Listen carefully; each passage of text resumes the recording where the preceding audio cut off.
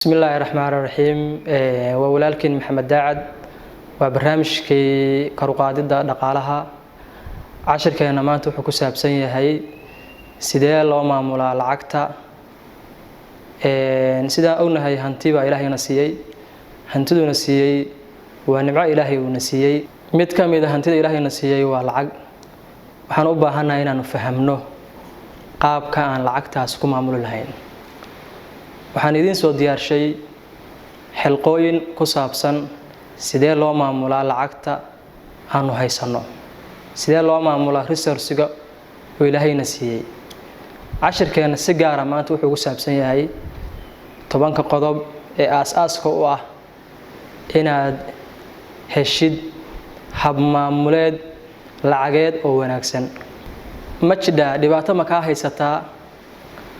bil kasta inay waxa ku soo galay waxa ka baxaya ay mar walba ay badan yihiin waxa ka baxaya jahwareer ma ka haystaa in markii la gaaro 20ka bisha wixii ku soo galay ama mushaar aad u qaadatay inay ka dhamaadeen ma dareemaysaa in bil kasta ama bilba bisha ka dambaysa ay deymaha lagu leeyahay ay kugu sii kordhayaan ma jeceshahay inaad noqotid taajiriinta dunida ugu qaalisan taajiriinta dunida ugu magaca dheer jeceshahay inaad ku noolaatid nolol macaan degan sharaf iyo maamuus leh waxaan filayaa jawaabtu waa haa markay adiga iyo aniguba waxaan u baahanahay inaanu maamulno qadarka yarka ah ee Rabbi Ilaahay ku siiyay cashirkan kuma saabsana inaad lacag badan leedahay waxa uu ku saabsan yahay haddii uu Ilaahay ku siiyay $1 waxaad u baahan tahay inaad maareysid haddii Ilaahay ku siiyay $1,000 waxaad u baahan tahay inaad Ilaahay ku siiyay inaad maareysid sida ugu haboon ku soo dhawaada shaahina soo qaata buug iyo qalinka soo qaado waa 10 qodob oo aad iyo aad u fudud haddii aad noloshaada ku beeskaraysid waxaan hubaa ama xaqiiqo ah inaad gaaraysid guul aad ku haminaysid cashirkeena maanta si gaar ah qodobka koobaad ee ugu weyn uguna qaalisan waa qorshe haddii aad rabtid in aad guul gaadhid haddii aad tahay noole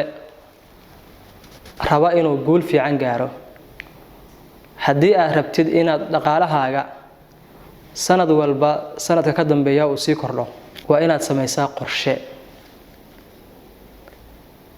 qorshe guud ee noloshaada ah qaado buug iyo qalin meel gaar ah fariiso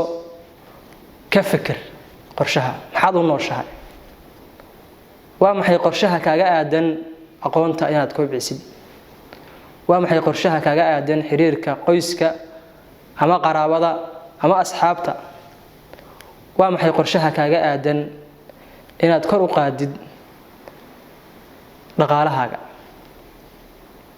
waa maxay qorshaha kaaga aadan inaad xiriirka ka dhaxeeya alle iyo adiguba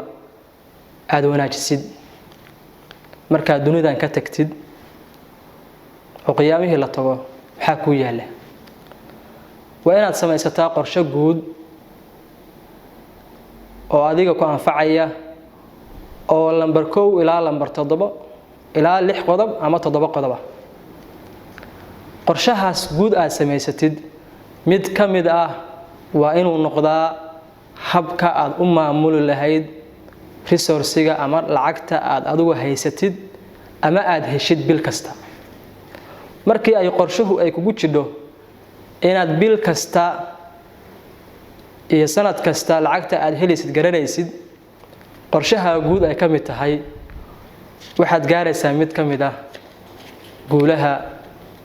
ugu waaweyn ee habka loo maareeyo lacagta qodobka xiga waa qorshe hadafkaaga dhaqaale adigoo sameystay 5 qodob 6 qodob oo qorshaha guud ah si gaar ah u abaar hadafkaaga dhaqaale si gaar ah u abaar marka aad joogtid hadafkaaga dhaqaale waxa muhiim ah inaad diiradda saadid waa maxay qorshaha dheer ee dhaqaale adigu aad leedahay waa maxay qorshaha dhow ee dhaqaale aad rabtid inaad samaysatid intee in leeg baad income-kaagu yahay dakhligaagu intee yahay waa maxay kharashaadka aad bixinaysid ma daruuriyaadkaad hor bixinaysaa ma alaab baad soo gadanaysaa kulli cayib qorshe u samee marka aad intaa samaysid waxaad u baahan tahay qodobka saddexaad oo muhiimka asna waxa uu yahay faham xaaladaada dhaqaale in badan baa nafteeda ama nafaf kale oo ay daawanaysaa ama asxaab badan oo hadda daawanaysaa ay dhibaato ku tahay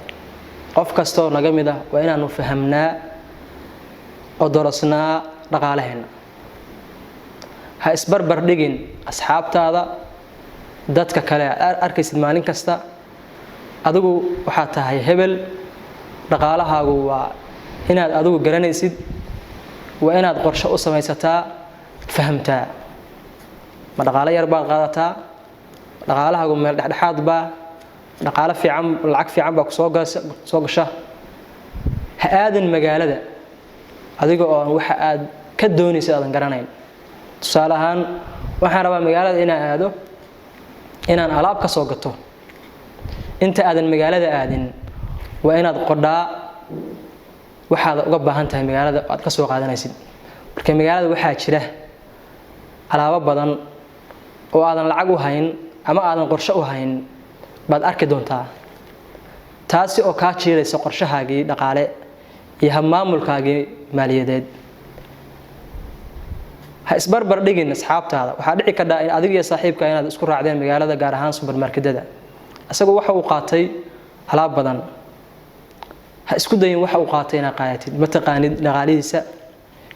cidda caawisa ma taqaanid lacagtu qaato ma taqaanid laakiin adigu waxaad og tahay waxa aad adigu qaadatid isku day mar walba inaad fahamtid xaaladaada dhaqaale xaq isku qiimeyn dadka kugu xeeran ama dadka maalin walba la kulantid. Assalaamu calaykum waraxmatullaahi wabarakaatuh.